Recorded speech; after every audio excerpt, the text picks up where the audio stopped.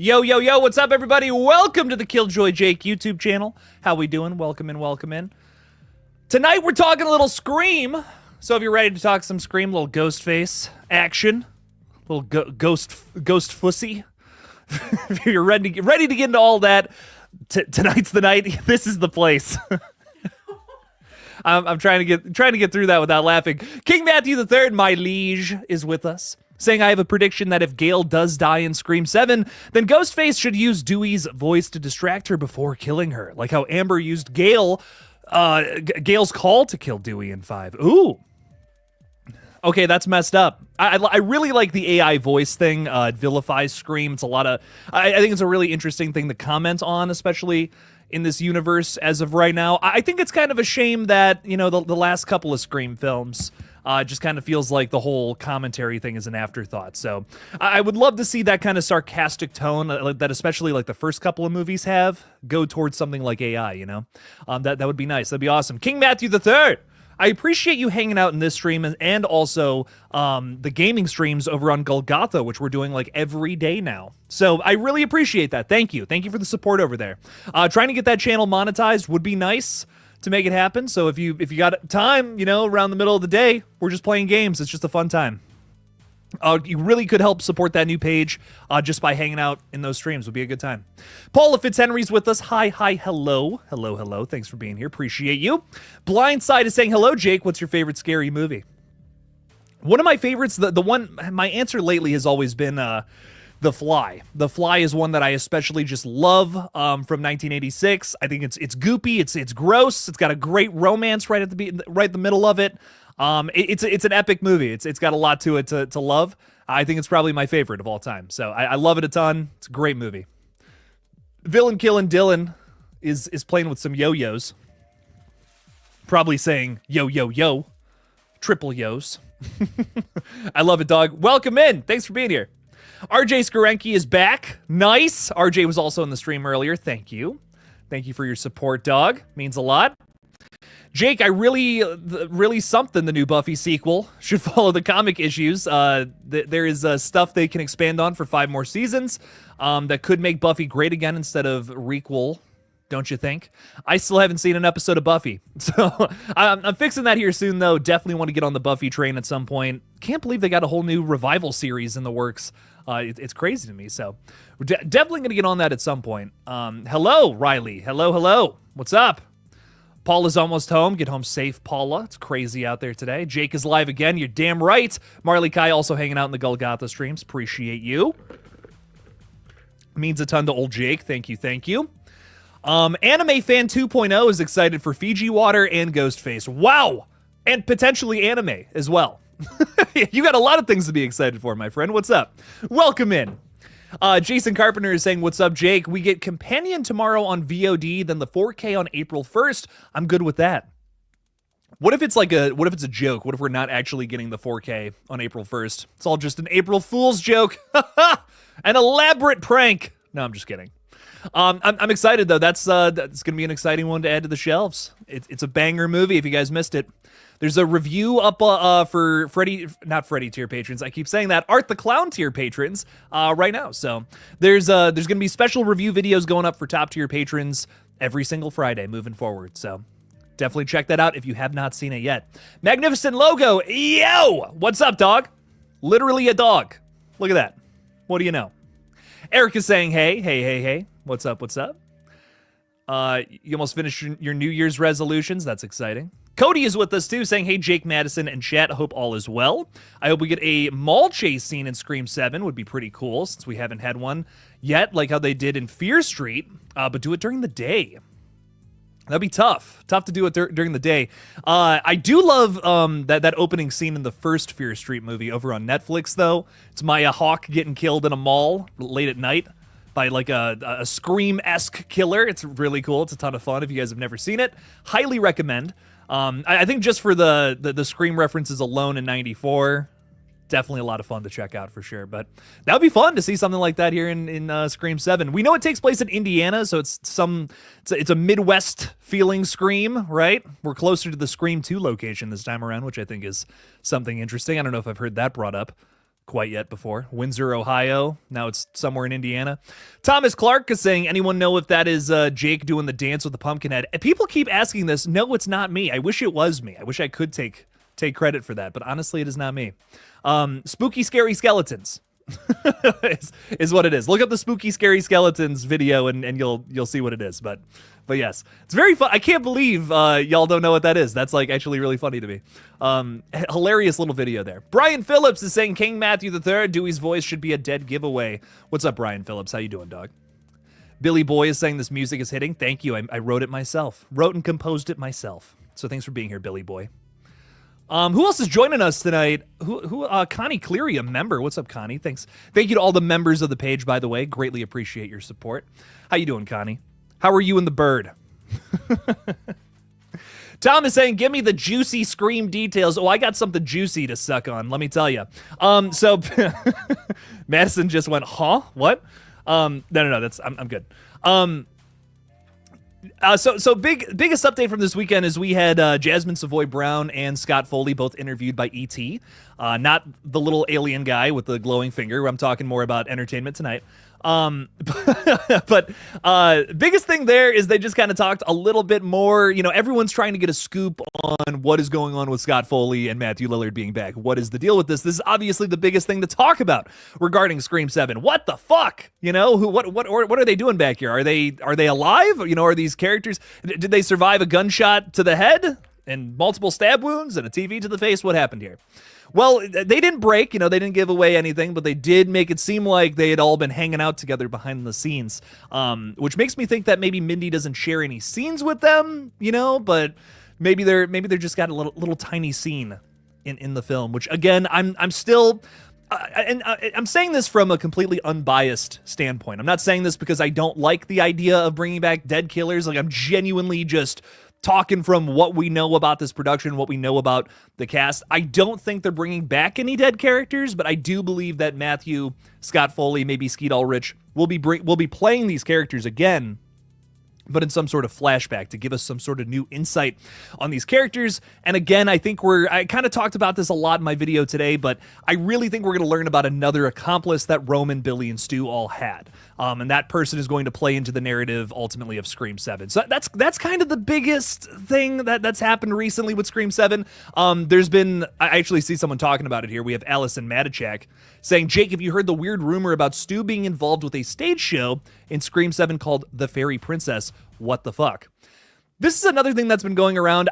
This comes from a buddy too, Craven Something Scary. I don't know what all this is about. I gotta be honest. I gotta talk to him about it before I really get into it. But oh, thank you. I appreciate that.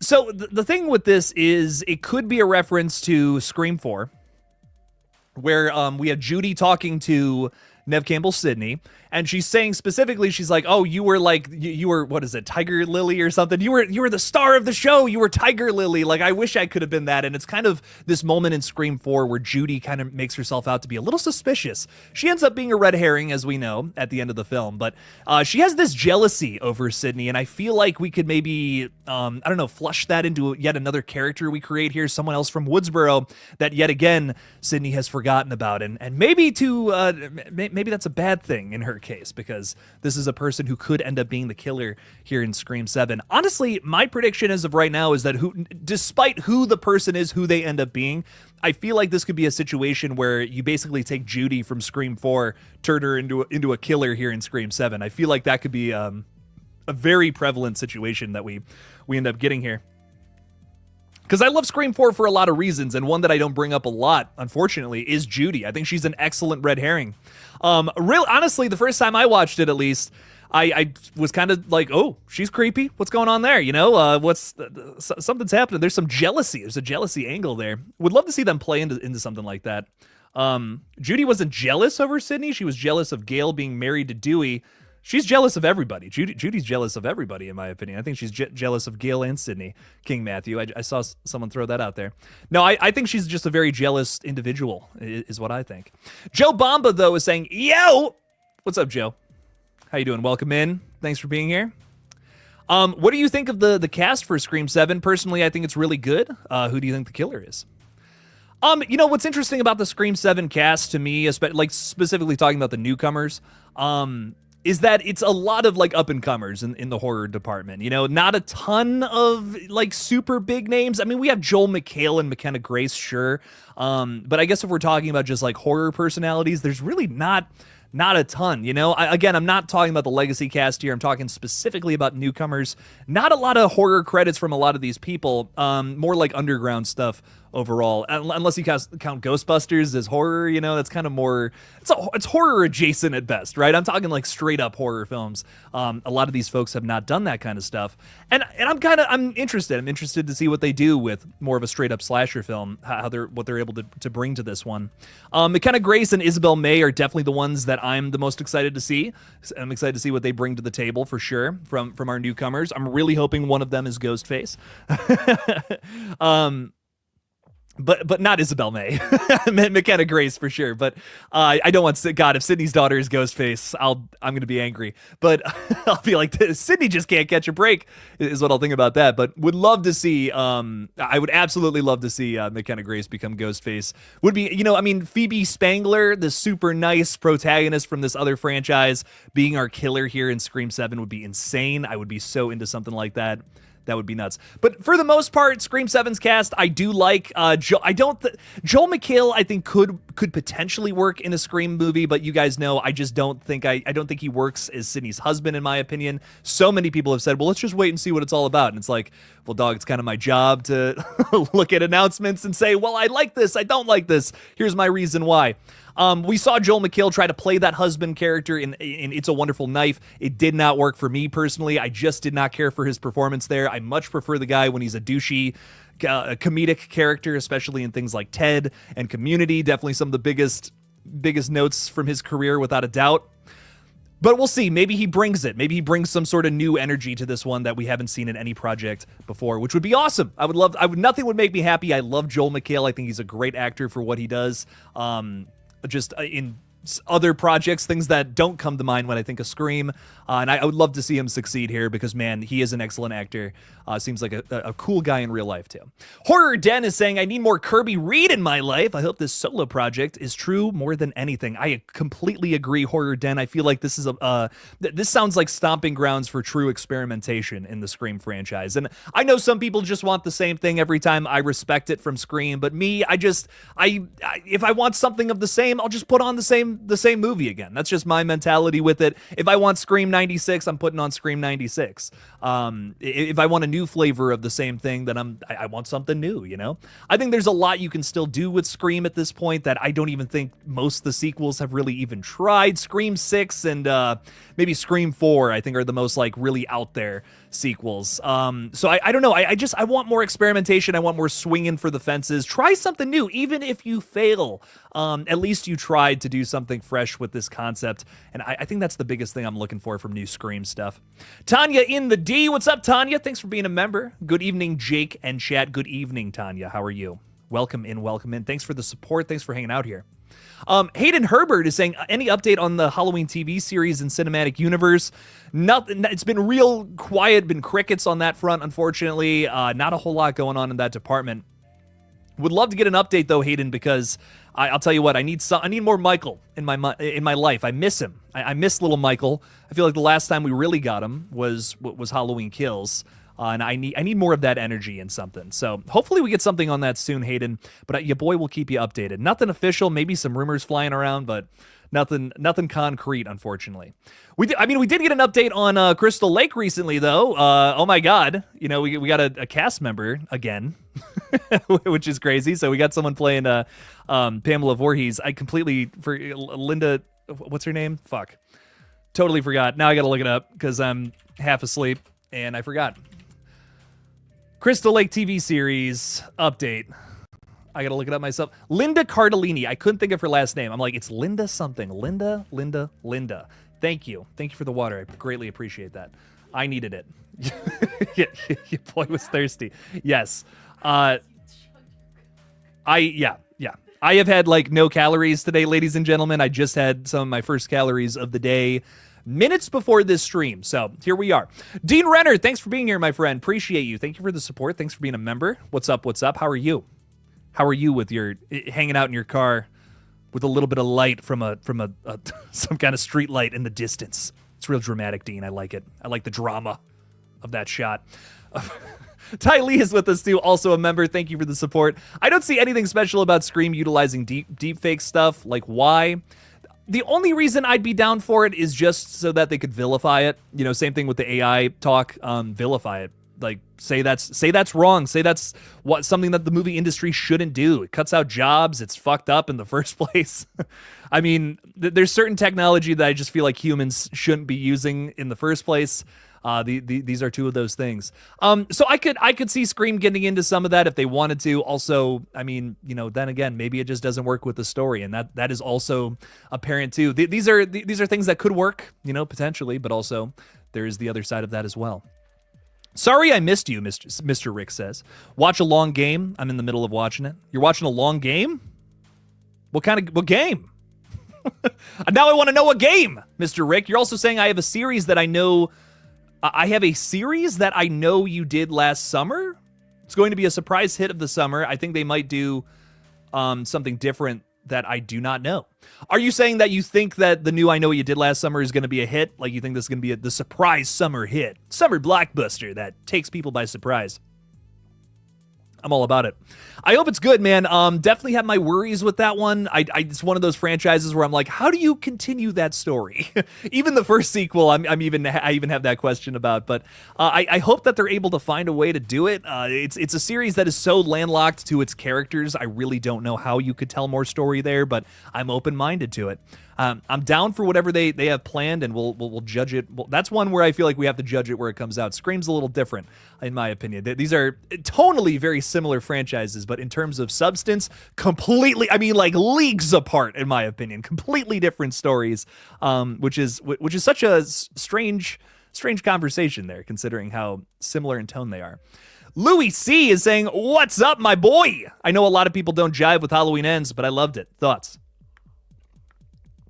I'm one of those people who don't jive with it. Corey Cunningham is kind of a bitch, in my opinion. And I don't know, man. I just think there's just a lot of stuff that's messy about that movie, in my opinion. Why is he getting bullied by high school band kids when he's like 25, maybe? I don't know. That movie, just every time I watch it, I have another question that just never gets answered. I just have a lot of problems with it. It's one I just don't have a good time I don't have a good time watching it. It's just not for me. But some people love it. We have a lot of people here, especially, who love Halloween Ends. Really does it for them. But it's just not. It's probably one of my least favorite Halloween movies. Personally, it doesn't do much for me, unfortunately. They just get a lot of things that like are done really well and other things very wrong. That's how I feel about it. Like, they tried to do the Arnie Cunningham thing from Christine, and the bag is just fumbled, in my opinion. I think Christine does it a million times better than Halloween Ends, personally. But again, just my opinion. If you love the film, love it. Nothing wrong with loving film. You don't need another guy on the internet to tell you to love it. So love movies. Love movies if you love movies. Ty Lee is saying, besides it being a way to subvert expectations, it's just a cheap cop-out, a gimmick to disguise poor writing. Well, if they write it good, it could be good. But yeah, I mean, if they have AI, they have deep fake tech in there, and then it's just a way to say like, hey, we're utilizing this to bring back dead characters and nostalgia, right? That would suck. I agree, Ty. But if they find a way to incorporate it into the story and it feels relevant. Because, I mean, you know, you can have topical things in your movie and totally fail with it if it's not relevant to the story you're trying to tell. That sucks. I've seen that happen a few times, which is a shame, because I think sometimes you'll watch a property and you're like, damn, this could have had some weight, some substance, could have said something about shit that's going on right now, but it doesn't. Because sometimes it's because they don't know what to say, or it just doesn't work with the story. Whatever it ends up being, it's one of those things that would be a swing for Scream, because it's not necessarily their ballpark to comment on things like this. But it's the movie industry; it's still relevant to Scream. I could see them making it work, but all things in execution, as they say. Goro from Mortal Kombat is saying, I feel like Scream 7 should poke fun at how a lot of killers and whodunit slashers are cops, especially recently. Make the new cop character a red herring.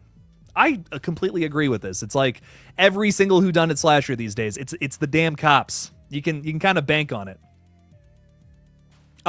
When we finally get cast detail, or I should say character details on who the cast is playing, I'm looking out for the cops. I'll tell you that much, Goro. But I would love to see a reversal there. You know, I would love to see one of them just be like just a red herring. That's it. Nothing more to it.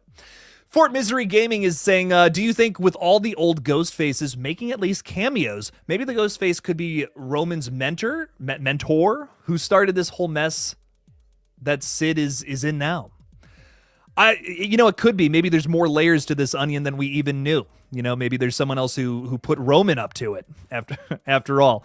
I'm down for whatever. I'm down for I'm just down for something good. I want a good story from this movie where we can come back afterwards after a live stream or after watching the movie, get on a live stream and be able to talk about it. You know, to me, the best movies are conversations at the end of the day. I think that's why shit like this works for so many people, right?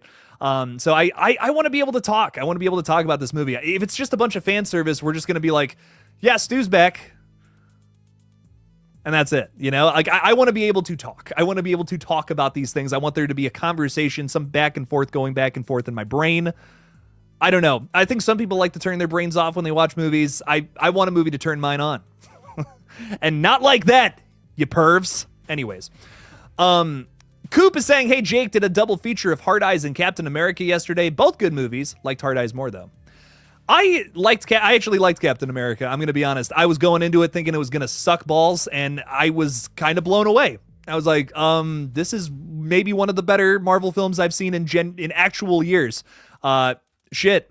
It doesn't follow the typical Marvel formula. And I'm like, wow, Marvel actually tried to do something different. Shit. Okay. Hey, I'll take it, man. So I don't know. Personally, I really enjoyed Captain America. Hard Eyes is great too. Hard Eyes, it does kind of feel like Spyglass is getting itself into a rhythm. You know, it's like, okay, here's the typical Spyglass whodunit slasher. Kind of feeling a little bit of the exhaustion with that one for sure. But it's still a really fun movie. It's got some excellent kills. Really iconic killer, I think. A lot of good things to it. But I think I don't want to say I liked Brave New World more. I don't think I would even go so far as to say that. I just really appreciated the fact that Marvel actually tried with this one. And in my opinion, I don't know. Some of the movies they put out recently, yikes. Jake, when are you seeing The Monkey? I'm checking it out on Saturday, says Jason Carpenter. I have tickets for this Thursday night. I wish I could have saw it earlier. There's just not a whole lot of early screenings that I could get to here in my area, which does bum me out. Big time. Really wanted to see this one early. It's the new flick from Oz Perkins. And I have mixed feelings about Longlegs because, man, I love the first half of it. You know, I was just showing it to my girlfriend the other day, and man, I mean, the first half of that movie is genuinely excellent. No notes. Like, the setup to Longlegs is the best part. The first act of that movie is, I don't know, it's so good. It's so moody, atmospheric. It really sucks you in, and I feel like it just kind of sucker punches you with the twist ending, which shatters everything that it did before that, which is kind of a shame. I feel like if you just turn it off at a certain point, it's great. If you turn it off right before you find out it's just been the mom the whole time, that's awesome. But I think in context, oh my god, I forgot we didn't finish it. I fell asleep. Just forget I said that. I'm spoiling all kinds of movies for her. No, it's Longlegs. It's Nick Cage. He's Longlegs. See? He even says it at the beginning of the movie. He put his long legs on. I spoiled the movie for her. I'm in so much trouble. She's so mad at me. But anyways, The Monkey. I'm excited for this one because I feel like it's going to focus on all the things I loved so much about Longlegs. It's a very over-the-top, very campy thriller. And I'm very into that kind of thing. So I think I'm going to like this one. This is probably going to be my favorite Oz Perkins movie is what I'm predicting. And I'm excited to see it. I also think that I got to know Oz Perkins a little more in the time from when I first saw Longlegs in the theater to now. I think understanding where he came from a little more with Longlegs and now with The Monkey, I feel like I understand his creative vision a little more. Does that make sense? You learn more about what happened to his parents, and that just makes Longlegs make so much more sense. Even then, I still don't feel like I love everything that was going on in that flick. But regardless, I'm an Osgood Perkins appreciator, is what I am. Even though I have my criticisms, I appreciate what he's done for horror. I'm excited. I'm gonna be there day one for anything he does moving forward, because even though I have my criticisms, he has a very unique voice. One that's completely different from from other things out there. So I appreciate that about him. Sorry, I meant to say I'm in the middle of watching your gaming channel live. Oh, dude, I appreciate that. Thank you.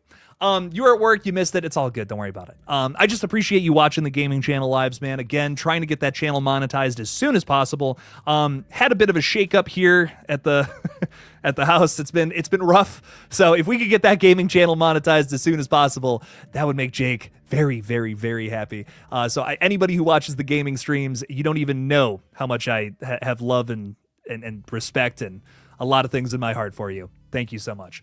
Latrell316 is saying Lori can forever stay away from Michael. Yeah, I mean, I'm down for different stories with Michael for sure. Want to say hi to a few more people, and then we're going to catch up in the chat because, wow, I'm behind. AJ is saying Halloween Ends sucks ass. I kind of agree, but if you love Halloween Ends, that makes me happy. Creed Bratton is saying, what's up, Jake? What's up, Creed? I think Ghostface is at their best when there's betrayal involved. I'd like a little betrayal, sure. I'm into some betrayal. Belial from Basket Case. Yaz Murr is with us too. Thanks for being a member. Hey Jake, thanks for these frequent live streams, of course. Such a great break for me. I keep screaming every time I log onto Twitter. Thanks for pulling me out of the doom and gloom. Oh my God, I've never related to something more in my life. Yeah, I'm terrified right now. So I think the best way to silence all those screaming voices in my head is to do this and scream out of my own head, right? So, yes, I understand. I feel the pain, but we're going to get through this. That's what I keep telling myself, at least. Yes, thanks for being here. Thanks for being a member. I greatly appreciate you a ton. Thanks for being here. You're going to Full Sail University? I've been there before. It's awesome. Full Sail is excellent. Gorgeous campus. That's so exciting, though. Congratulations. Oh, my God. Congrats on being accepted, my friend. That's sick. Infinite Sky, you have a new profile picture, too, which I love. Love it. Good stuff there. Jado Rose? Is that the name? Good evening. Hello. What's up, my friend? Welcome in. You watched Long Legs for the first time yesterday, and I loved it. Very nice. I'm glad you loved it. I love more things about it, you know? I'm definitely, every time I watch it, I get something new from it. You got friends and horror movies. Johnny, thank you. I appreciate that a ton. I'm glad I have a friend in you, my friend. Kenneth O'Rear is saying, I know it has been a while, so do you remember the Stab fan film I sent? If so, thoughts? You know, I've been sent a lot of fan films in the last couple of ever since I did the Scream fan film. I've been sent many of them. I've actually had a lot of them sent my way. I'm not sure which one that was, Kenneth, but let me know. Let me know down in the comments. I know there was a Christmas one that I watched, and then there was like a straight up Stab one. It was like Stab 6 or Stab 4 or something like that someone else sent me. So let me know down in the comments. Let me know which one that was. I'm trying to remember. A lot of fun stuff, though, in a lot of those fan films. People trying to find ways to tell new murder mysteries. I think that's fun. It's always a good time to watch a crazy fan film, man. Jake, did you see the trailer for Blumhouse's movie that comes out in April called Drop? Looks mediocre, but it could be a pleasant surprise. You know Blumhouse. I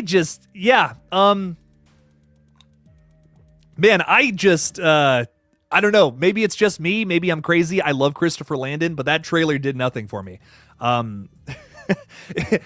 did not care for what was going on in that trailer. It looks very predictable. I feel like I know everything that's going to happen in the movie from that trailer. I just did not feel an ounce of excitement watching that, which I know that's so mean. You know, that's so, I hate to say that, but man, I love the creatives involved with this one, but I don't know, did not do it for me. Personally, I hope it's a pleasant surprise, but you said it best. You know, Blumhouse can be, they can have a lot of stinkers, unfortunately, under their belt. But in all fairness, I think recently they've definitely been better. I think things have definitely gotten better in the last couple of years, and there's that. I do want to say we have some folks hanging out with us over on Kick, though, that I do want to say hi to, just real quick. We have W. Dill with a crazy looking, is that Pepe just doing some jams? I love it. Very good stuff there. And then we also have Hugh Janus saying, you look like you smell like paint thinner and ass. I definitely smell like one of those things, and I'm not going to tell you which one. It's up to you to guess. But thanks for being here regardless. I appreciate that. Anyways, okay. What else is going on? How would you feel if they made a Poppy Playtime horror movie? They are making a Poppy Playtime horror movie, dog. It's exciting. It's someone who loves that franchise a ton. I love the video games a lot. I still haven't played through Chapter 4. But I'm really excited to see what they do with the movie. I think, honest to God, maybe it's just me. Maybe it's my limited knowledge of the Five Nights at Freddy's lore. I'm more interested in Poppy Playtime. Like, I think it is way more interesting conceptually. And it feels a lot more just connected, where a lot of the games, I just feel like it's just different ideas with a lot of the same characters, just in different stories. It's all connected somehow. I know that, the internet will get very mad at me for saying something like that, I imagine, but it just feels very disjunct. Where Poppy Playtime, obviously it's just like a couple of chapters across like one big game, right? It just feels a lot more like connected and a lot more like every chapter is just building on top of one another. I love a lot of the things happening in that game. So I don't know. I'm very much so excited to see whatever this is all about. I believe it's Lionsgate that's putting this out, if I'm not mistaken. I think they won like the bidding war for the rights. I could be wrong about that. It's been like 2 years since I talked about this, but definitely would love to see what that's all about. I'm a fan. Call me a fan. The Beer Belly Angler. What's up, fella? It's a big old fish there, man. I'm jealous. I'm hungry for some fish. I'm going to predict that Scream 7 will be passing of the torch film for a new group and a new generation. I believe it absolutely will be. I think that's why the majority of the cast is a bunch of young people. I'm just as shocked as you, Beer Belly Angler, if you're like, what, why are they doing this? Why can't they just make the Sydney movie already? And I agree.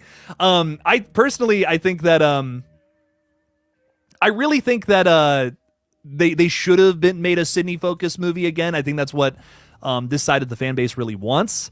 I don't really understand trying to make everybody happy. I think it's a very simple thing that if you try to make everybody happy, you're going to make nobody happy. Had they just gone all in and made a more mature and adult Scream movie that focused on Sydney, who, has a bunch of friends around her, that maybe one of them is Ghostface, I think that would have been a much better and stronger film, considering the group of people that want to see Sydney back. I think that's the kind of film that they're looking for, and I don't believe this is going to be that. This is going to be another Scream 5, another Scream 4, where I think Sydney might have a larger role than in Scream 5, admittedly, maybe something more similar to 4, but still at the end of the day, it's going to be a film where we're butting heads, where we're constantly trying to balance the amount of time that all these characters are given, and one side is going to suffer from that. Scream 4 and, in my opinion, Scream 5 both have that, and it's completely different, right? The younger, newer characters definitely don't get as much time in Scream 4 as they need, whereas in Scream 5, I feel like the legacy characters don't get enough screen time to really do anything of substance, which is a shame. I think you do have, some cool stuff happening with Gale and Dewey, ultimately, and there's like Jill and Kirby, I think, have some really cool stuff in Scream 4, but then there's a bunch of characters where I'm like, why were they there? Why was Sydney in Scream 5? What did Trevor do for Scream 4? Not a ton. So I don't know. I personally, I have my criticisms of both. I wish that they would just go all in on something, on just one thing or the other. I think that would just ultimately, come to a better conclusion, rather than doing another passing of the torch film. Wasn't it Einstein who said that if you do the same thing over and over and over again and expect different results, that's the definition of insanity? I know I'm paraphrasing, but I think I'm right a little bit. I think I'm close to being right. So I don't know. I don't know why they just keep doing the same thing and expect different results. I couldn't tell you. But I guess they're making money, right? These movies are making money. Kyle Scunn is saying, can't wait to hear Robert L. Jackson personally in Scream 7. He is amazing as Ghostface. A very good voice. I completely agree. He makes Scream. You couldn't do one without him. Honestly, I would say Roger L. Jackson is just as important to the Scream franchise as, like, someone like Robert Englund is to Freddy Krueger, right? You couldn't do another performance without him, I think, even though it would be tough. I'm sure they're going to try, though. It's one of those things, right? It is a shame that some franchises just outlive their the people that really make them, which is a shame. But yeah, Roger L. Jackson, man, you got to have him. You just got to keep him coming back, just like Wolverine until he's 90, doing the voice, because he's just too damn good. Erica saying I scared off Hugh Janus. It was probably my smell, my paint thinner and ass smell that. You deleted it. I don't give a shit, Erica. It's funny. It cracks me up. I love it. What are you saying? Oh, you throwing something in there? I swear to God. There was a whole bunch of new like chats, and I was like, oh no, he came back with vengeance. But He came back with a vengeance. He's got a huge Janus, so there you go. There's that one. I didn't think Madison did. Oh, that's funny. You didn't know that? Hell yeah. That you said the Christmas one, Kenneth, for the Stab fan films. I do remember that one. I thought it was fun. Maybe I don't remember that one as much. I'm trying to remember something from them. I've seen so many Scream fan films, like especially when we went through them. We went through a ton of them right before we wrote Red Right Hand. I mean, like as many as we could find. It was ridiculous. They're all kind of just jumbled up in my brain as the same movie. We've seen so many of them. But there have been a lot that I've seen where I'm like, that was really cool. There's some really good ideas in there. There's one that I saw in the snow one time, too. Maybe that's the one. I don't know. I might be completely mixing it up. But there's one I've seen where it's a girl in a house and it's like snowing outside and she's watching like a report on TV about some crazy killings or whatever, and Ghostface comes in and stabs her in the back, and it's crazy. But I loved it was cool. That one was cool because especially we got to see Ghostface in the snow, which is something we don't see too often, which is a shame. Would love to see more of that. Zork the Dark One, thank you for the 5. Thanks for supporting the page. Appreciate you a ton, Zork. Saying, I just uploaded chapter 5 of My Sister Was Roman's Partner. Am I reading that right? I just uploaded chapter 5 of My Sister Was Roman's Partner in Scream 3 fanfic. We are currently on Scream 4, Jill and Charlie versus Sydney and Roman. So you're kind of taking a lot of the elements from the movies and kind of just like reworking them into some bigger thing. Okay, that's fun. Why is Sydney and Roman working together though? Do you have like some kind of idea where it's like Sydney joined with Roman or something at the end of 3? That's crazy. Hey, I'm all about that. That's wild out here. Okay, very fun, very fun. I'm all about it. I'll have to see what this is all about. Zork the Dark One. I would not want to disrespect the Dark One, that is. Your godliness, thank you for coming in and supporting the page. We greatly appreciate your offering. I feel like I'm talking to some kind of like Cthulhu-like monster or being that's like so beyond my understanding. Cosmic horrors and all that. I love it, Zork the Dark One. Thank you for the 5. Appreciate all your support. You're awesome, Zork. Thank you, thank you. Jason, one of our members, is saying, Jake, did you see the box office numbers with Heart Eyes for its second week? Made crazy money and it could do well enough to warrant a sequel. Yes, this is some really big news, ladies and gentlemen. Heart Eyes did like better in its second week than it did than its first, which like that never happens, dude. That's crazy. Heart Eyes is absolutely killing it. It is a very bizarre success story here at the top of the year for horror, which is great. We love to see that. When horror movies succeed, it means all horror movies. If one succeeds, all of them succeed, and that means more are to come. So I'm super happy to see that Heart Eyes is absolutely killing it here, and that its second weekend is doing as good as it has. So yes, makes me very happy. Means we could get a sequel. Means we could get more slashers, which is always fun. What else is going on? He had a Santa Ghostface robe in that one. Oh, I love it. Santa Ghostface, just like Art the Clown in Terrifier 3. That's fun. I love it. That's a ton of fun. Riley Rage is saying, question, how do you see the Meeks twins fitting into the story of Scream? If they are not in the opening, not sure how they would fit unless multiple stories are playing out at once. I mean, Riley Rage, I have to admit, as much as I like the Meeks Martin twins, I kind of agree. I don't really know how they're going to fit into this story. Again, it goes back to that argument I was talking about earlier. Are they just trying to make everybody happy here with Scream 7? I'm not sure. I feel like that's not going to make anybody happy at the end of the day. A lot of undercooked ideas, I feel like, are coming at us here in Scream 7.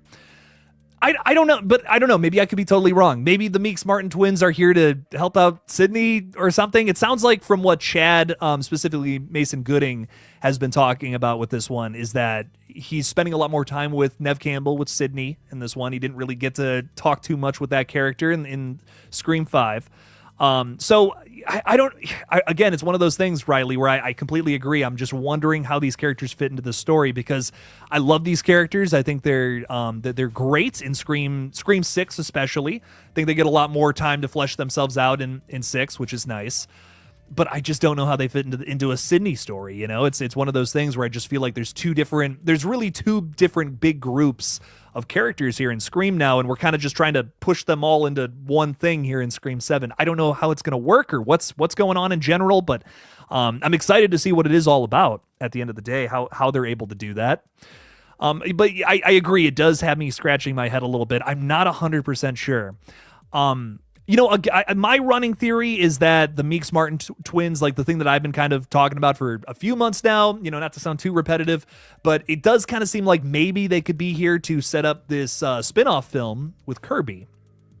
My biggest thing with that is we know that Jenna Ortega's character, who obviously will be absent from this one based on all the shit that happened in November of 2023, I think that they're going to be here to say like, hey, you know, Tara is working with Kirby now at the FBI, and we're hunting ghost faces over there while you guys do this over here. It could be some sort of setup. Maybe it's just like one scene or two, something along those lines. I'm not sure. But I can't imagine they have big roles in Scream 7. I'd be pretty shocked to see like a good amount of screen time with both the Meeks Martin twins. If they're able to even figure that out. I don't know. Riley Rage, great question. Definitely something I've been trying to wrap my head around basically since they got announced. I even remember making the video about it. About like, Chad's back? What? No one saw that coming.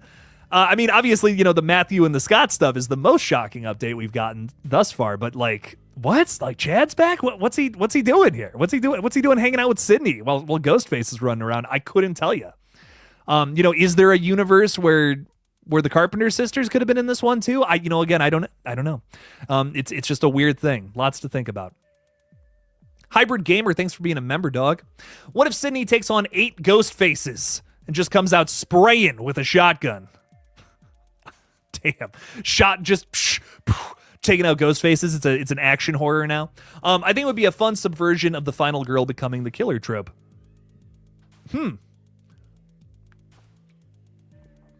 I like the intensity here. You know, I want intensity from Scream 7. That's a big thing.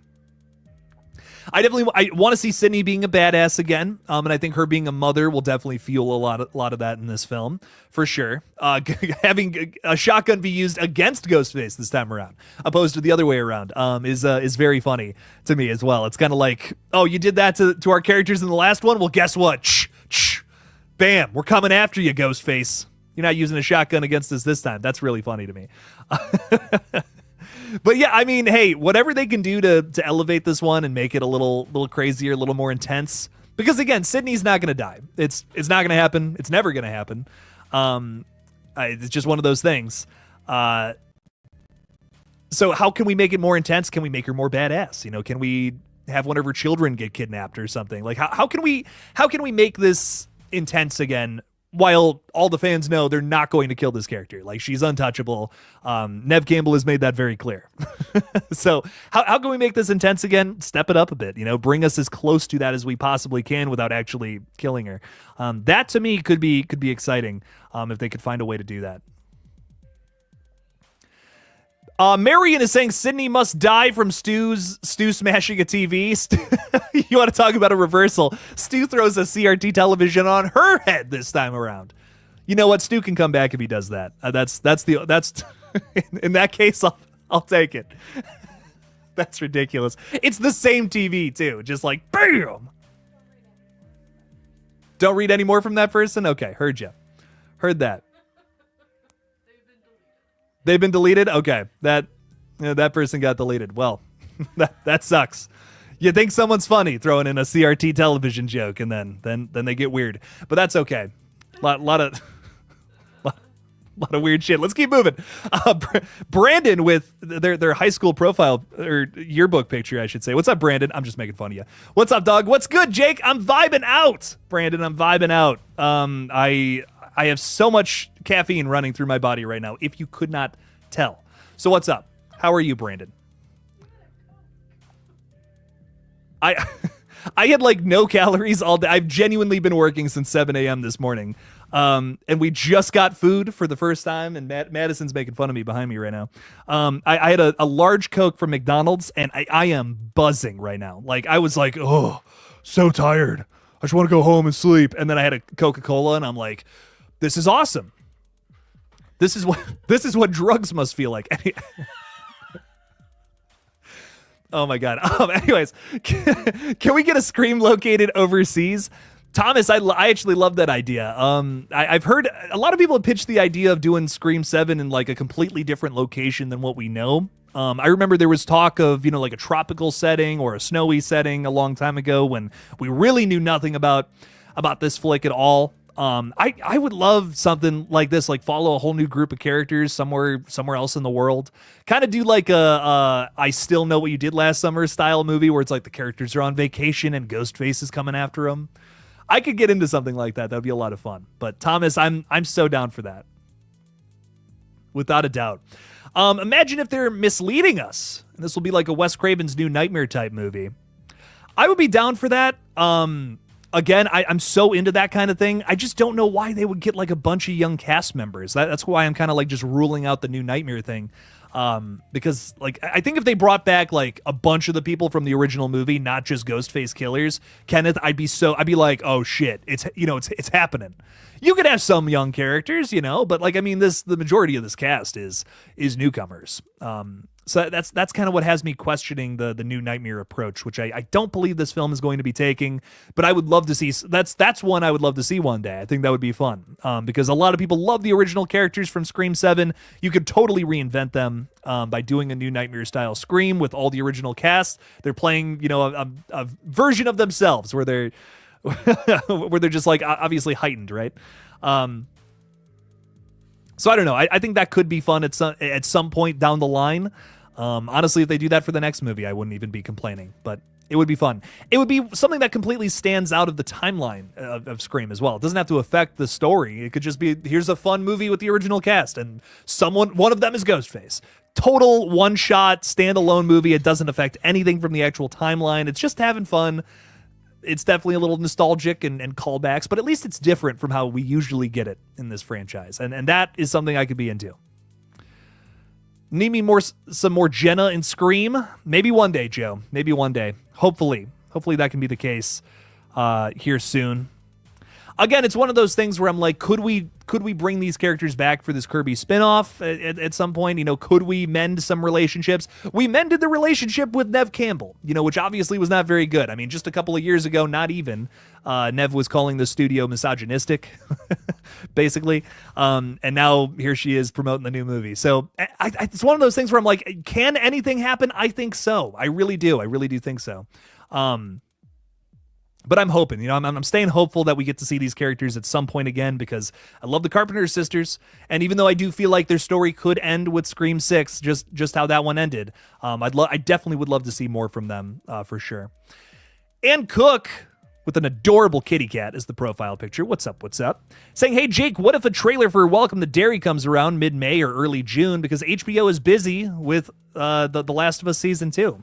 Welcome to Derry just got delayed until next year. I hate to break the bad news. But yeah, that one got delayed, unfortunately. And I was so excited. I was so ready for it this fall. And now it's not coming out till 2026, which is such a bummer. But yeah, this is one I'm excited for, though. I'll tell you what, Welcome to Derry. I'm one of those weirdos that actually likes It Chapter 2. I don't think it's perfect. I think the first one is way better.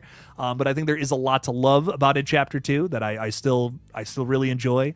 The ending is dumb, and that's what kind of kills a lot of it for me, but there's a lot of stuff with the adults that I actually do really like. So I'm hoping to get back to the vibe and feel of the original for sure. Not the original, the original, right? We're not talking about the 90s series, which is great in its own right, but this is Andy Muschietti's vision. You know what I mean? This is going to be obviously something similar to what he's doing there. And I'm down. I'm actually really down for this series. I love the weird approach that they're taking with this one. Every season is going to be like every next season is a prequel to what came before it. So obviously the first season is 27 years before the events of the first movie, and then 27 years before that, 27 years before that. It's a 3-season arc is what the plan is. Obviously, season 1 has to get some viewership. People got to be watching, but they will be. Come on now. It's a series based on one of the most popular horror movies, like literally of all time, which is insane. So yes, we should be getting more on this sometime very soon. I can't wait for more Pennywise. Super excited for that one. I like the concept of trust no one. Like anyone can be Ghostface, no mask needed. Ghostface, the IP, takes over the globe. I'm all about that. I'm all about that all day, every day. But again, will they actually go that far? Will they say to themselves, hey, we can actually make new movies with just Ghostface? I don't know. That's the question. I think Ghostface could hold his own without a lot of the beloved characters. We could tell new stories, but will they ever go that far? That's a question that's yet to be answered. I hope we get an answer one day, though. My Chunky Jordy, I really do appreciate the support. Love all your videos. Keep keeping on. Thank you. Thank you. Thank you. It's been, I'm not even going to sugarcoat it. It's been rough lately. But we're getting through. We're making it happen. And I'm just trying to figure things out with with the YouTube stuff, man. Just trying to figure it out. So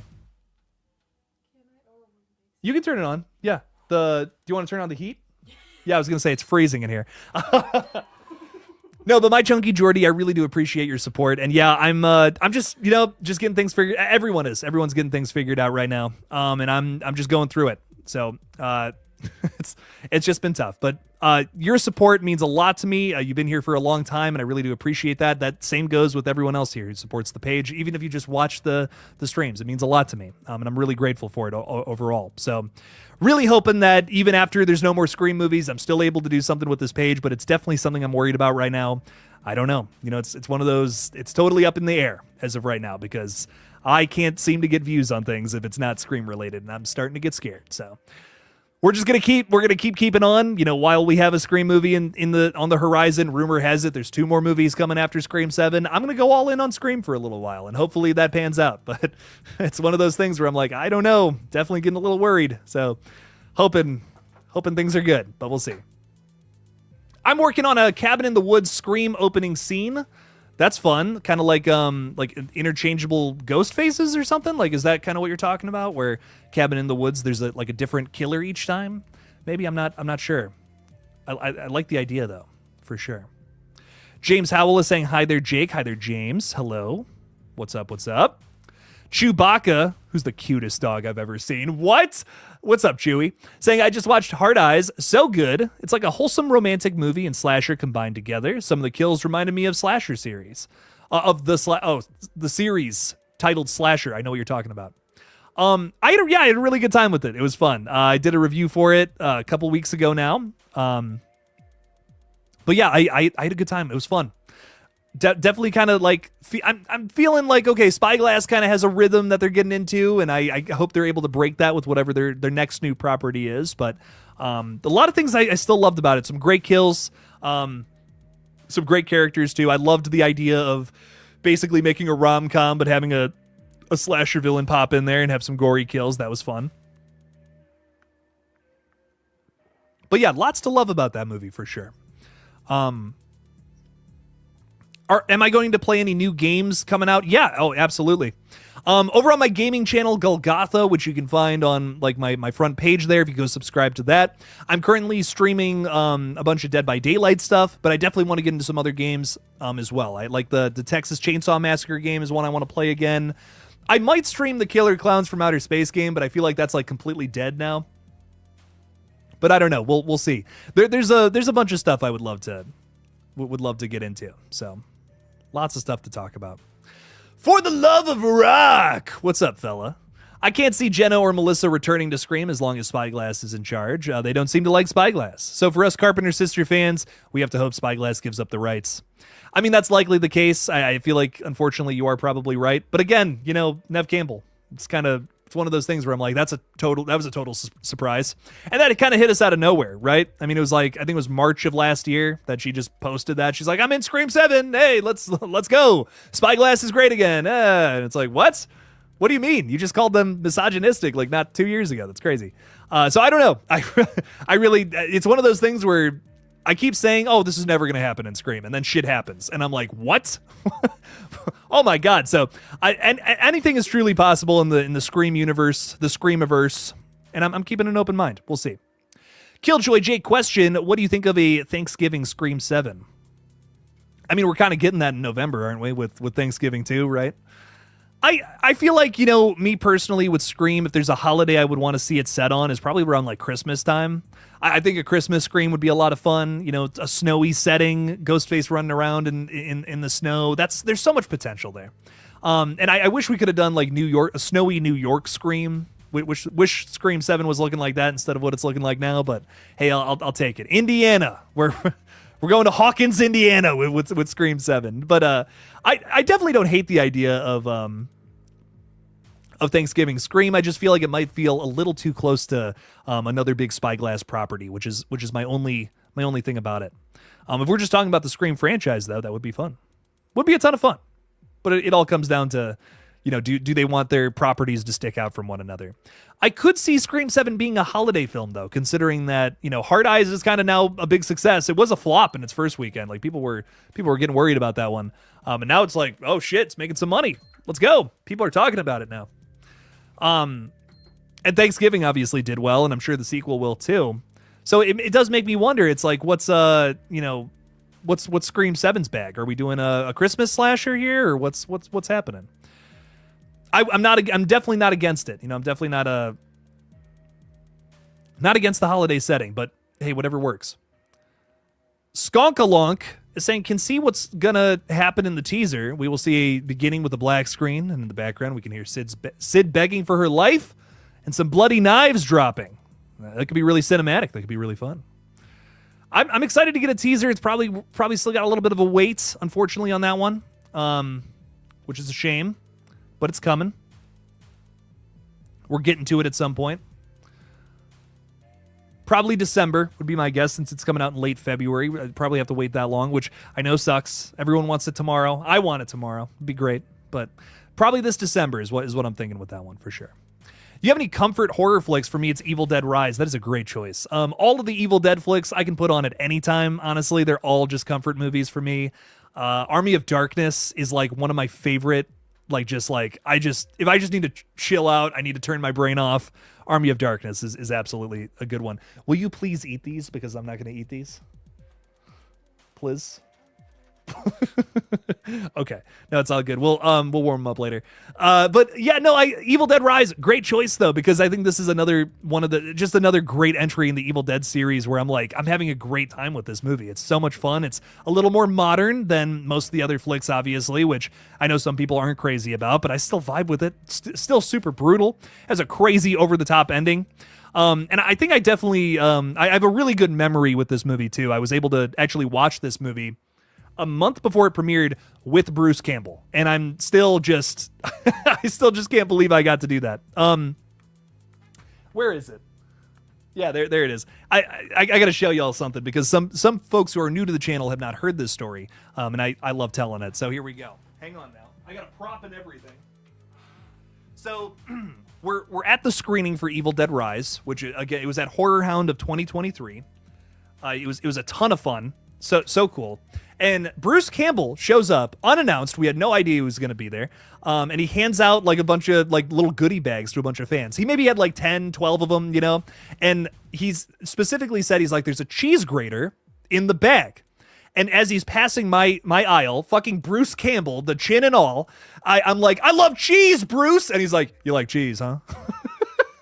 I swear to God, I mean, in the Ash voice and everything, and he hands me a bag with this little cheese grater in it. And I still have it to the day. It lives on the set. Bruce Campbell handed me this, and it was one of the coolest moments in my horror-loving life. So no, I have a very special memory with that movie. It's just one of those movies I'm gonna love forever, warts and all. I don't think it's the best Evil Dead film, in all fairness, but I think it's still just so fucking excellent and such a great time. All 5 of the Evil Dead movies just proved to me that it's the best horror franchise out there. I could talk about it for days and days and days. I think the Evil Dead series will forever be my favorite just franchise. I think all 5 of those movies, you want to talk about a series that has so much to offer. I mean, you get something different in every single Evil Dead flick. Every single movie is different from the last. And I love all 5 of them so much. I think Sam Raimi is taking the very best approach to continuing a horror franchise these days, because he gets a different person, a completely different person every single time. to lend their own vision now. And I think that's just such a great idea. He did his own trilogy, which again, all three of those movies feel totally different from the last. And now he's kind of applying that to each new movie, which is so, I don't know, it's so cool. It's such an interesting idea to do just little one-shot stories opposed to trying to continue something from the past. It's genius, and it's why Sam Raimi, I think, is truly one of the greatest horror creatives of our time.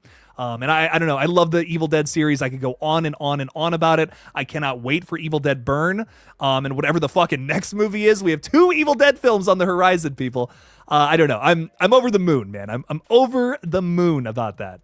Cannot wait for him. Billy Boy, Bubble Butt Billy, is saying, what do you think of a Ghostface Christmas movie or special kind of like a Terrifier 3 type gig? Where Sydney is Jesus. I don't know if Scream is the franchise to have your final girl wearing a crown of thorns. That's way too political. Some people don't want to hear that about the Terrifier franchise, but I'm into the idea of a Christmas Scream, and obviously Scream would approach that in a very different way than the very mean-spirited Terrifier franchise. But I'm into it. I'm into it though, for sure. I like Christmas Scream because I think there's a lot of potential for great chase sequences, which obviously is a staple of this series. So you got to have that. You got to have that for sure in there. You got to have a good chase scene. You got to have good locations, man. I'm not even a very big fan of this film, but I love bringing it up because it has excellent chase sequences, and it's one of the reasons why I have a lot of faith in Kevin Williamson to continue Scream in the right direction here. Is the movie Sick. It has a great fucking chase scene, like one of the most memorable chase scenes in recent memory, where our final girl must escape from one side of a lake to another on a raft. Kind of reminds me of the Stephen King short story of the same name. And the killer is literally poking a knife through the little boards and all that. And it's awesome. It's super tense. It's a great moment in that film. And I want to see creative chase sequences like that here in Scream 7 too. And if we can we do that in the snow? I think there's a lot of opportunity for creativity in a snowy setting. So that, to me, I don't know. I would love to see something like that approached in that film for sure. And I think just the snowy setting would lend itself to so many different chases and kills. I mean, imagine someone making it outside finally. They're running and Ghostface throws a fucking icicle through their back or something. I don't care if that's campy. It sounds awesome. Huntress style, exactly. Yeah, just like the Huntress in Dead by Daylight. So there you go. I'm so into that. So into that. Some crazy, creative, ridiculous shit like that. The Beer Belly Angler saying the Evil Dead 2013 remake was freaking great. Up there in my top 5 favorite remakes. TCM Remake 2003 is one for me too. Oh, I couldn't agree more. Both of those are bangers. Honest to God, and maybe this is an extremely hot take, the 2013 Evil Dead remake is one of my favorite horror films of all time. An easy top 5. I think it is one of the scariest horror films I've ever seen.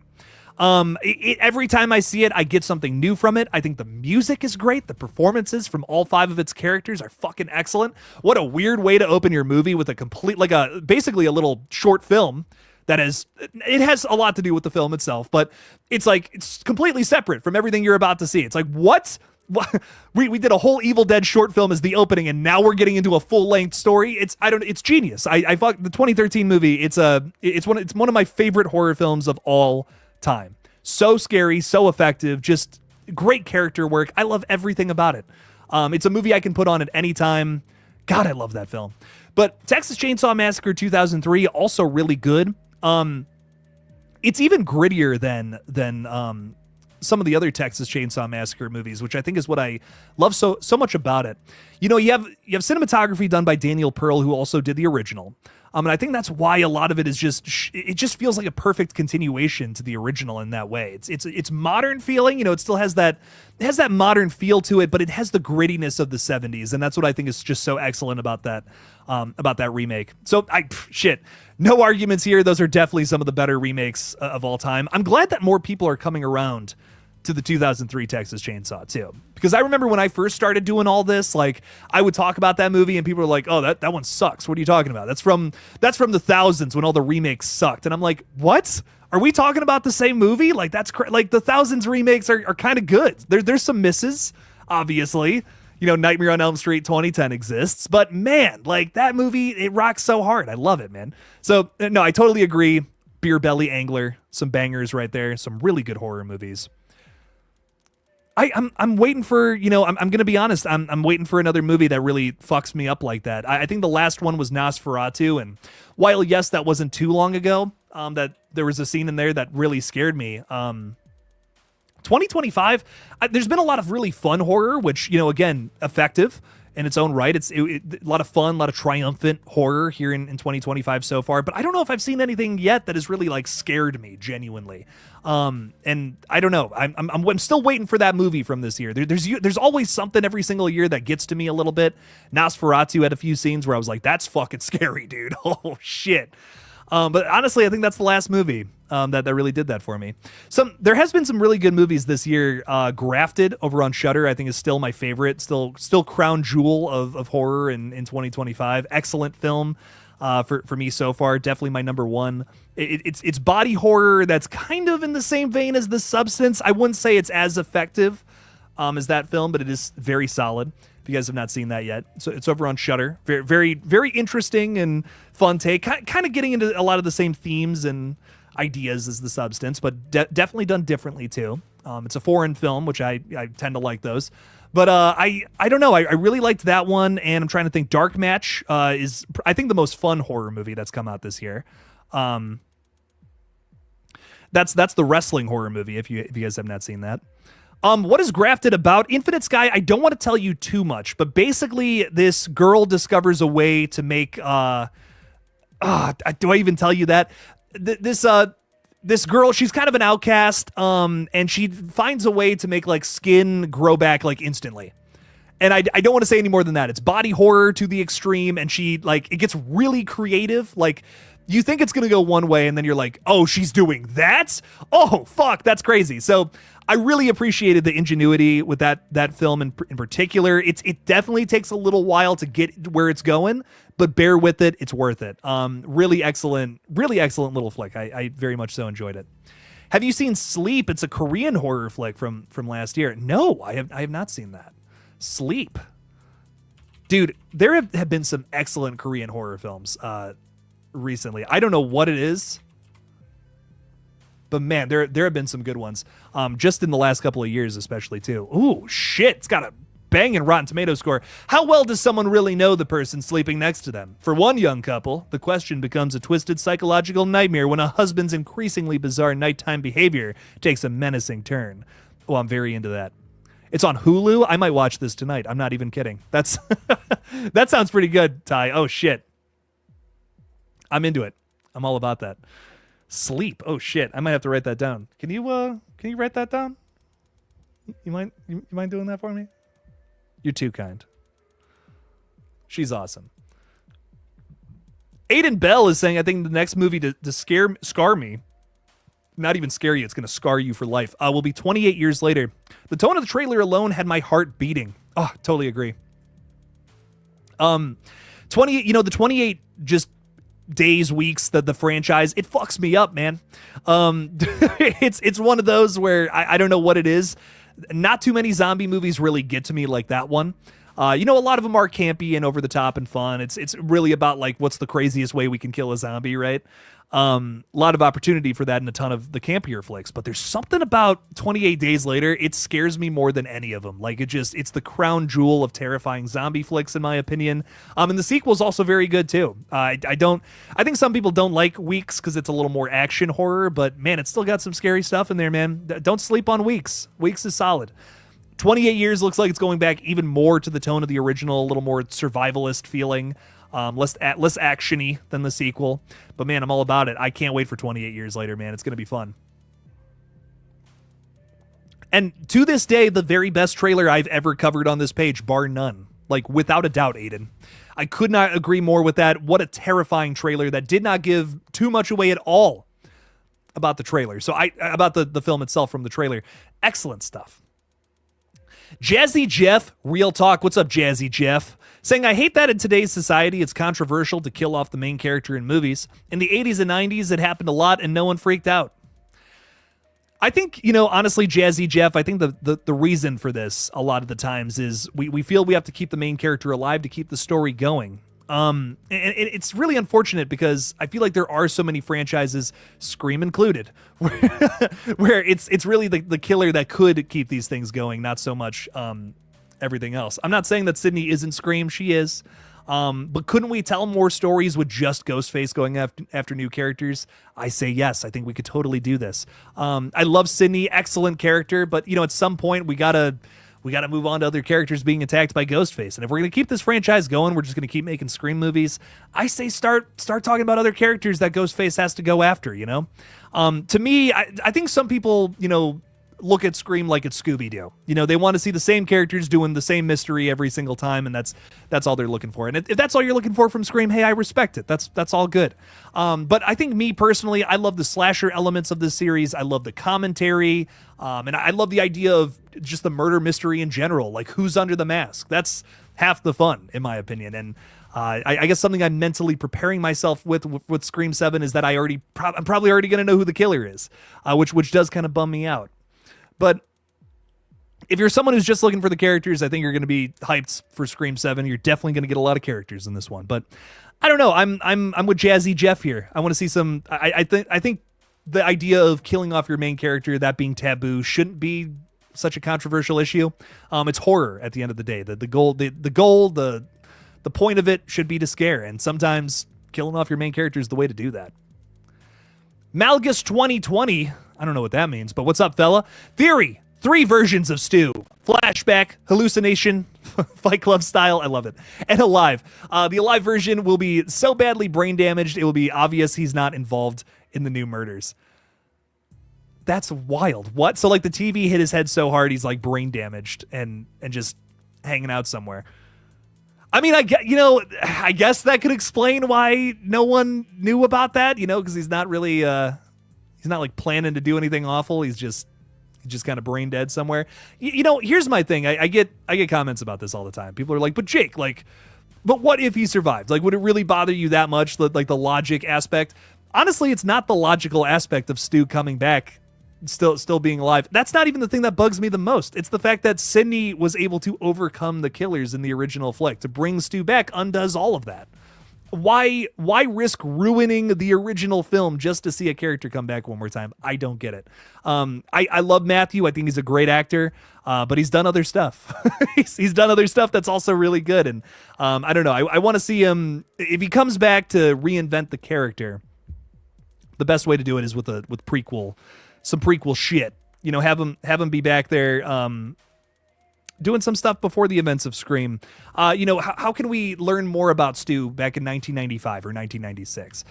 That to me is interesting. That could, as a Stu fan, as someone who loves Stu Macher, that's a fun way to bring him back and do more with the character is show us Stu in his prime. I don't want to see, I don't know, brain damaged Stu. That makes me sad. That's like, what? That's crazy. I don't know. Me personally, I want to see Stu back in his prime being a silly little goofball as he's going crazy alongside his friend Billy. If we're going to do Stu again, that's the way to do it, in my opinion. Dean Renner is saying, oh, wow, imagine all these Stu fans who push for him being alive, then they get it, and Stu is actually just a vegetable. Yeah, and that's the other thing too. I wouldn't want it to be a spit in the face to the Stu fans. That's the other thing, right? We don't want a Joker 2 situation where we're like just flipping off the fans. That's not going to work.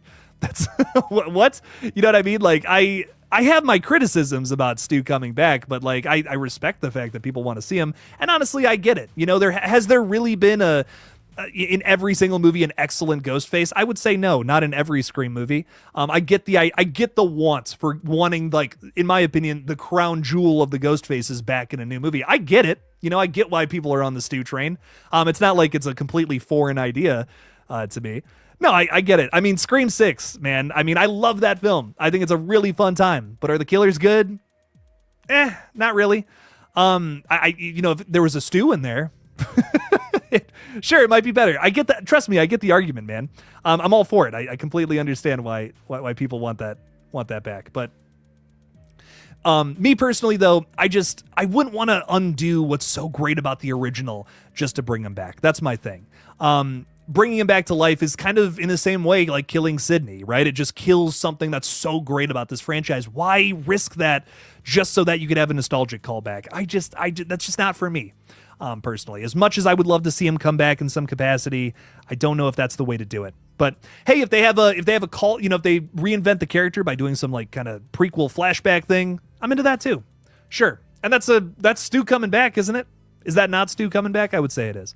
But anyways, Erica throwing $5 out there saying, hey, don't forget to follow Jake's gaming channel. He streams there daily. Every single day, I'm streaming on this damn channel. So go check it out. Go subscribe. It's awesome. Erica has the link in the super chat, ladies and gentlemen. How awesome is that? Erica, I really appreciate you throwing $5 out there and helping me get this thing off the ground. It really does mean a ton to me.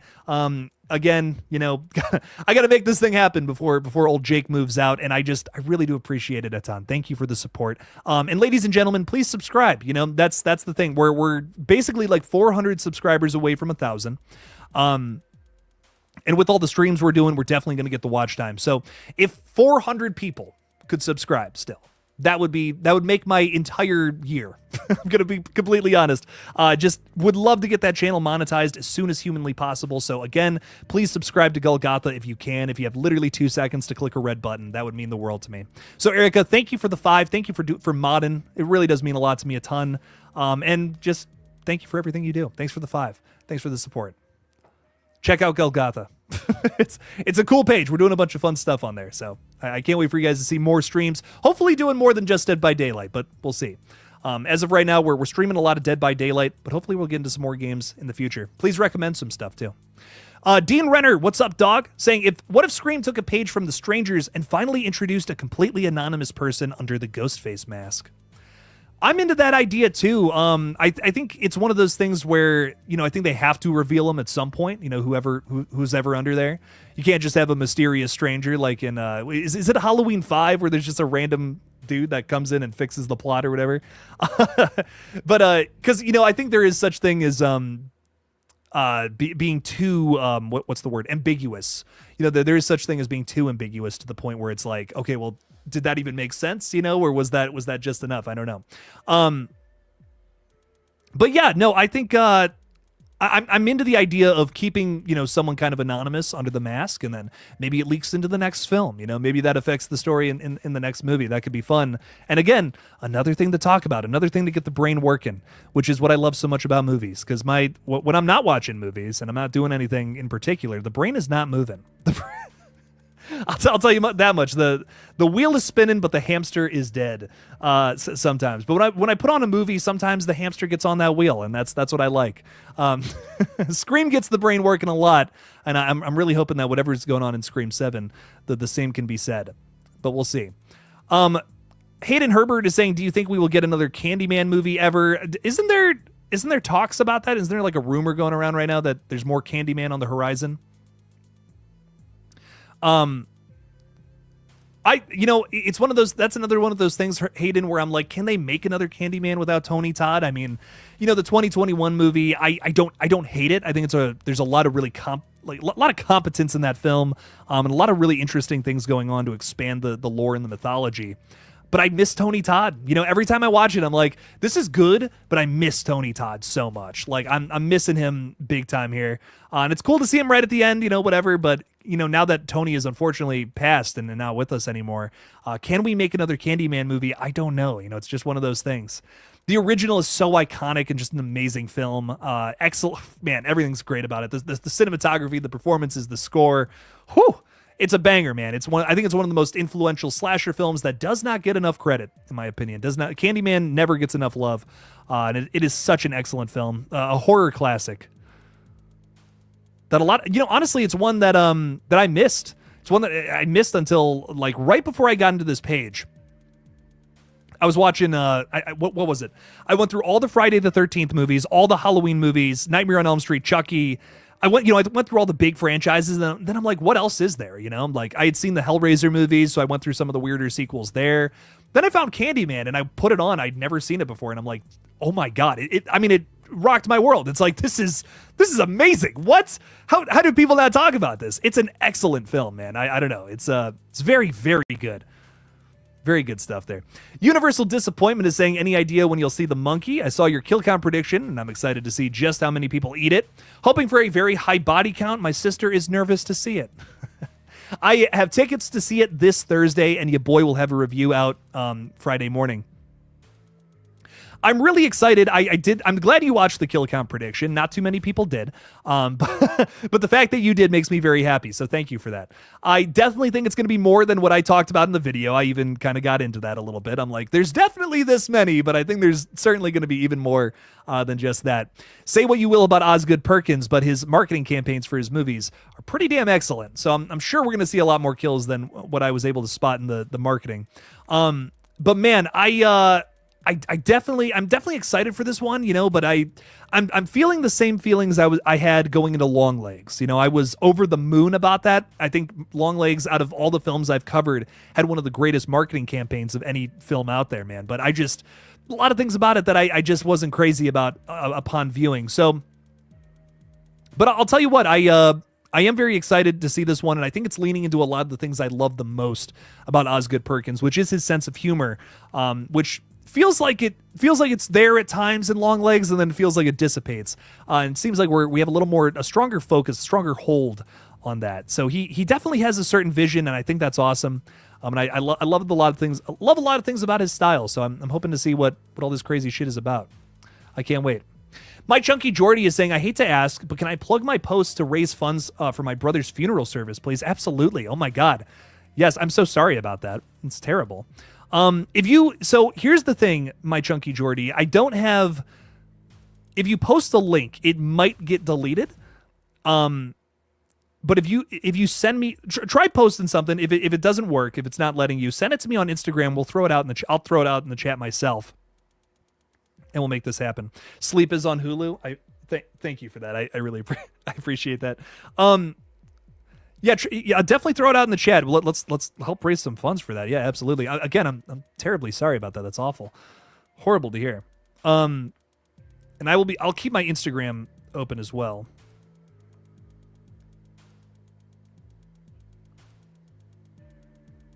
Just to see if you send me something there. But yeah, absolutely, ladies and gentlemen, if we can help out Gina here, that would be awesome. She's awesome. Has been a big supporter of the page for a long time. You're not on Instagram.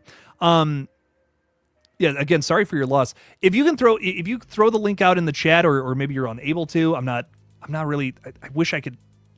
That's tough because I know I have like a link thing that's blocked. But then again, I think Erica just put in a link for a YouTube link. So try throwing it out there, my Chunky Jordy, and we'll see what ends up happening. We'll get something going though for you, because again, you're a big supporter of this page, and I greatly appreciate you for that. It means a ton to me. So hopefully we're able to do something. Hopefully we can make something happen here. Suck My Toes is saying, just a thought, but how would we feel if they decided to do a limited series or something for Scream that's a prequel? I've thought about that, but I feel like it wouldn't make sense to do it. See, I feel like they might actually be getting into that here in the movie, honestly. I feel like people have talked about it a lot. Honestly, it's something we've gotten into a ton on just the page in general about the prequel idea. And I feel like maybe the creatives have heard that. Maybe the creatives have kind of like wanted to put their own spin on it, wanted to do something with Maureen Prescott's murder again. And I'm very into seeing something like that here in the next movie, if not a limited series.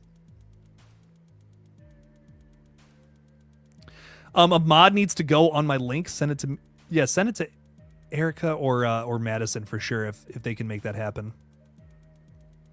So yes, thanks to them. They are awesome. We love the mods here. Actually, you know what? If I make you a mod, can you just put stuff in there? Hang on now. I just thought about that. I'm like, hang on. We can figure this out.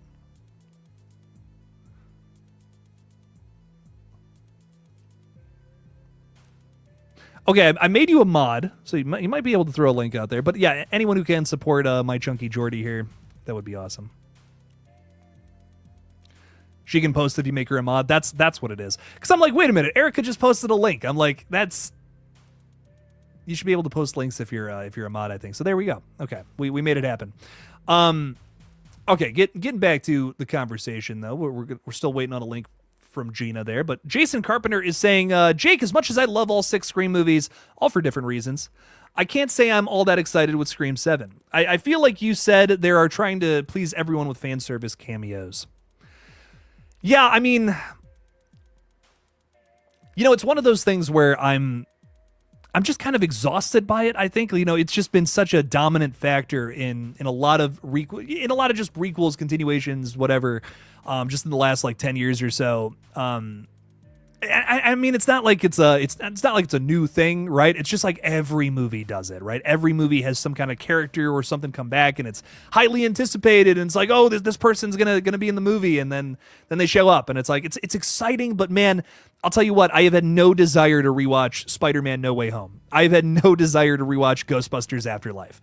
I don't know, like they just don't. They hit that first time, they're really exciting to go to their event movies, right? You go to the theater, you watch them, and they're exciting. But man, after that, I just have no interest in going back to those flicks, which really is a shame because I think that Scream again is one of those franchises that could just, if you get the formula right, it could go on forever. There's a lot to this series that makes it wonderful, and for them to just kind of use that crutch, that modern crutch of, well, let's just do this. Every other franchise is doing that. It bums me out a little bit, I guess, because I think there is so much to love about this series that they could be focusing on and applying with a modern lens that I just don't think they're really doing.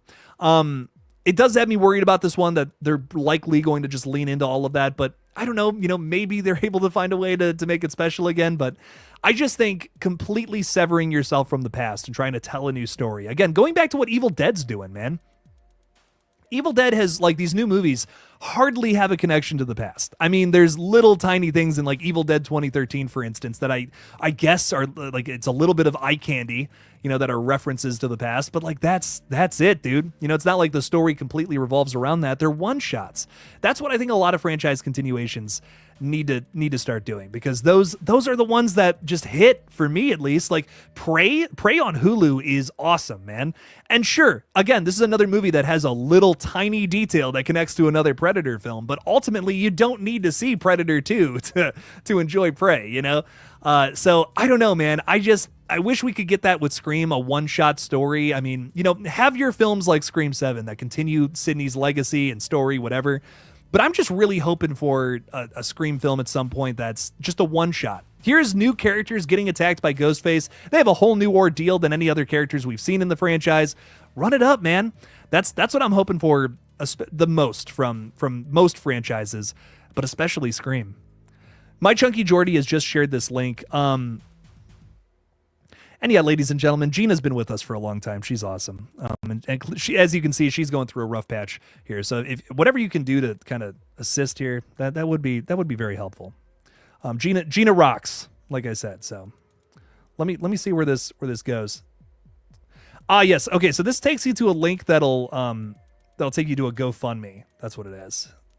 Please help Gina raise some money for her brother's funeral to give Brian the best send-off he can have, because Gina is on benefits and can't do it on her own. Only do it if you have a spare penny or two, though. The link is here. Yeah, so let's definitely help out our community if we can, ladies and gentlemen. So much love to you, Gina. I'm terribly sorry about your loss again. It's awful. Thomas Clark is saying, here's my theory. 7 opens with Mindy hosting a podcast about Stu surviving. Mental patient escapes claiming to be Stu. Gail opens up investigation and finds evidence he could be alive. And then a new Ghostface plays on it. There we go. It's a tough spot with the Stu stuff, because I think that Scream 6 handled it really well.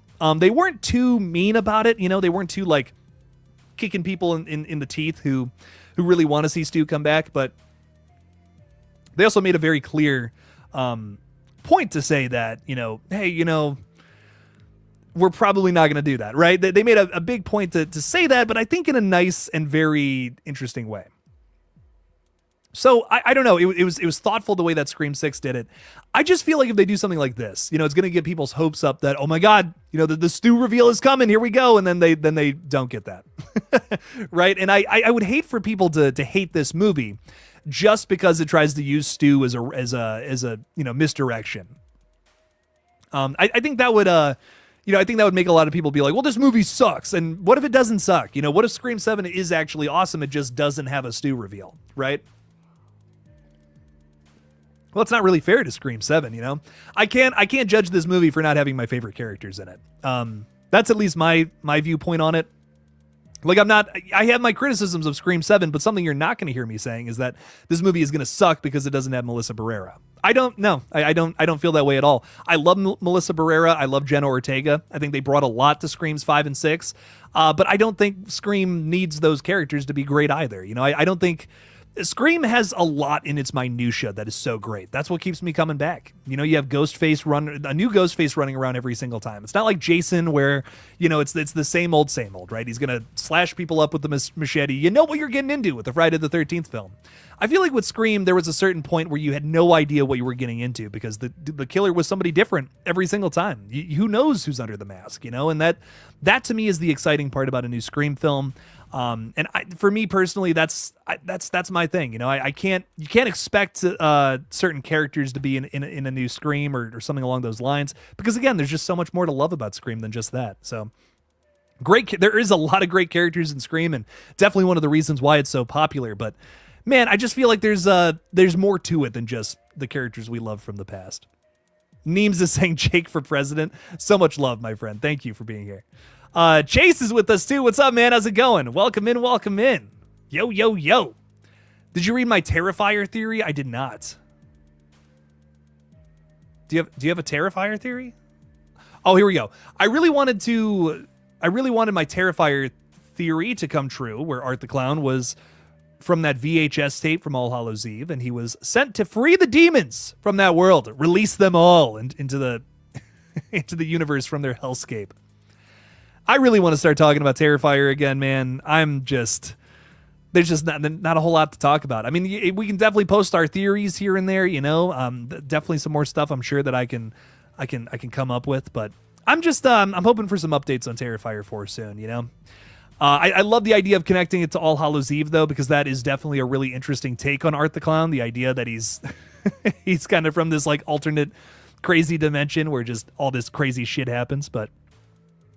You know, I think my big thing with Terrifier is I'm just really hoping that Damien has an end goal. He knows where all this is going. We're getting an answer to who Art the Clown is, and what's going on. You know, what is this character? What's going on here?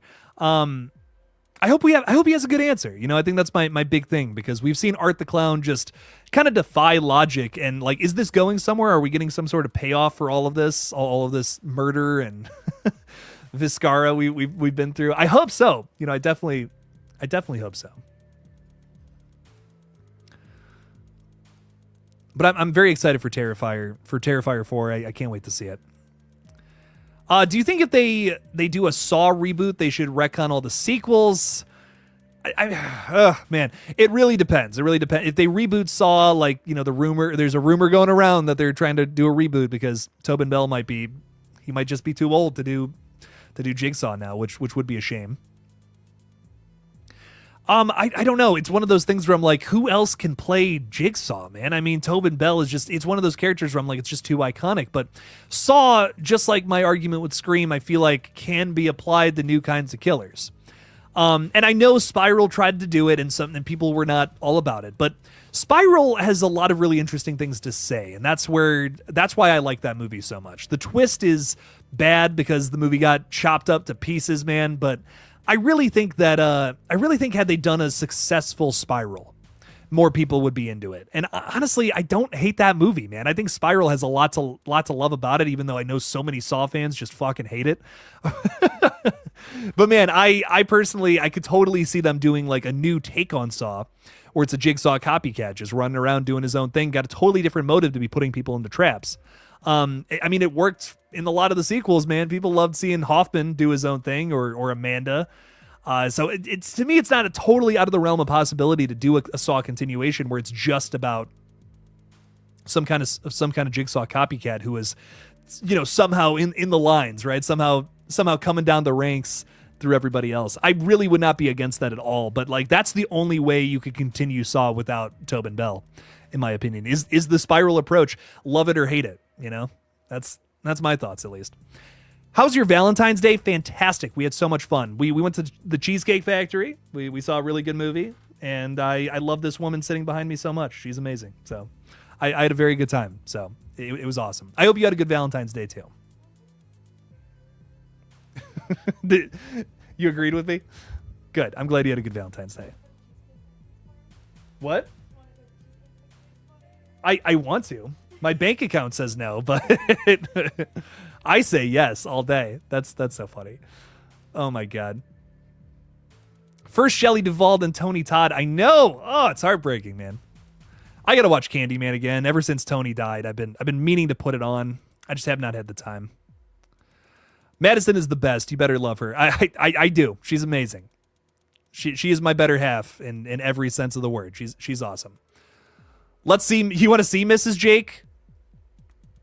They want to see you, Madison. They want to see you, damn it. She just got a tattoo, so she's hurting.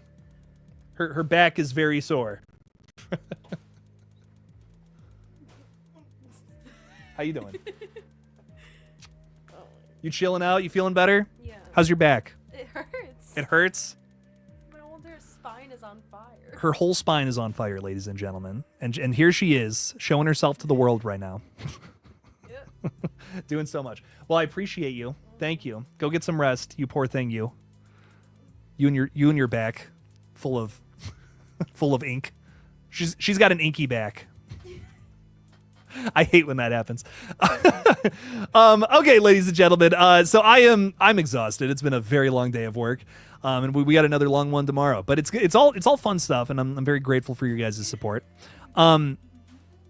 So ladies and gentlemen, stop on by the stream tomorrow. We got two more streams tomorrow, which is nuts. My voice is going to be completely roached by the time we get to the end of the week now with all these streams we're doing. But yeah, we got daily streams going up over on GullGotha where we're playing video games. So stop on by there like 3 p.m. Eastern time typically. And then 7 p.m. here where we're going live talking about a whole bunch of crazy shit, a bunch of horror movies that you might be into. So stop on by tomorrow for all that fun stuff, and hopefully I'll have another video out. I have something that I got in the works that hopefully I'm able to make and put out there. But so much love to you guys. Thank you for the support of the channel. It means more to me than ever. You don't even know. And thank you all. Don't forget to kill it out there, y'all. Peace out. Stay safe, everybody.